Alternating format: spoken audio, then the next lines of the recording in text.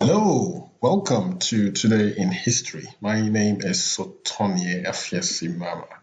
So let's roll back the blind as usual, and this time we're headed for the year 1542.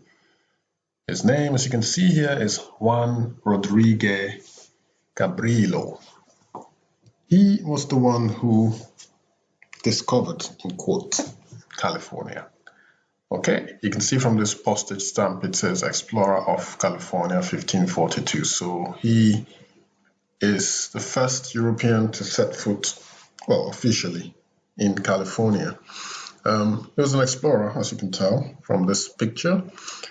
He landed on this day in 1542 near what is now called San Diego, and became the first European to set foot on the west coast of what would become the United States. So that is Juan Rodríguez Cabrillo, who set foot, the first European to set foot on California in a town called what is now known as San Diego, the city of San Diego.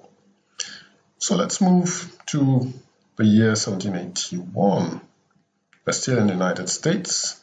On this day, the Siege of Yorktown took place. And this picture tells the story. It's also known as the Battle of Yorktown, or the surrender at Yorktown, or the German battle. It ended on the 19th of October 1781 at, you guessed right, Yorktown, Virginia. It was a decisive victory by a combined force of American Continental Army troops led by General George Washington, who of course became the first president of the United States, and French Army troops led by the Comte de Rochambeau over a British Army commanded by British peer and Lieutenant General Charles Cornwallis.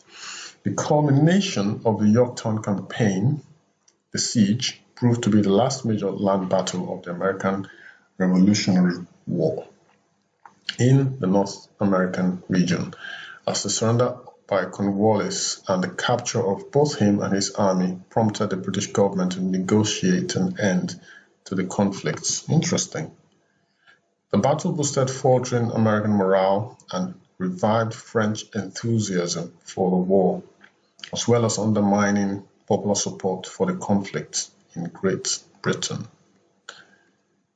1916, on this day, pictured here is Frederick George Peter Ingle Finch. So as you can see, there's a book here by Elaine Dundee with the title Finch, Bloody Finch. So it's a biography of Peter Finch. So who was Peter Finch? He was born on this day in 1916. He was an English-American actor. He is best remembered for his role as the crazed television anchorman Howard Beale in the 1976 film Network, which earned him a posthumous Academy Award for Best Actor, his fifth Best Actor Award from the British Academy of Film and Television Arts, and the Best Actor Award from the Golden Globes. On this day, 1929, her name is Lata Mangeshkar. Who is Lata Mangeshkar? So she is the lady pictured right here. Born on this day, 1929, she is an Indian playback singer and music director. She is one of the best known and most respected playback singers in India. She has recorded songs in over 1,000 Hindi films, over 1,000. Wow.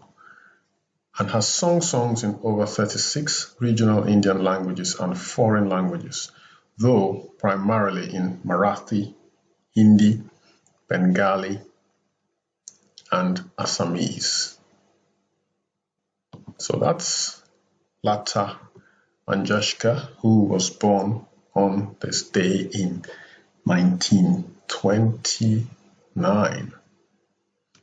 Okay, so let's move on to the year 1934. A stunning Brigitte Bardot was born on this day. She was a French artist, actress, and an international sex symbol in the 1950s and 1960s. So Brigitte Bardot, born on this day in 1934. 1947, on this day, her name is Sheikh Hasina Wazed. The Prime Minister of Bangladesh, pictured here, was born on this day. So happy birthday, Prime Minister Sheikh Hasina Wazed. Let's move on to the year 1958. On this day, Madagascar, that's the country in the top right and bottom right hand corner of this picture. The island, if you can see the name, I know the picture is a bit tiny. So that's Madagascar, beautiful island of Madagascar. On this day, they voted for autonomy within the French community. So presumably Madagascar was colonized by France, and this was when, I guess, first steps towards independence took place. 1958 was the day, and the date was the 28th of September. So pictures of Madagascar for you. This is a close-up. You can see it's an island landscape. This is Isalu National Park in Madagascar. And this is Nosy Be Island in Madagascar. And the Madagascar lemur.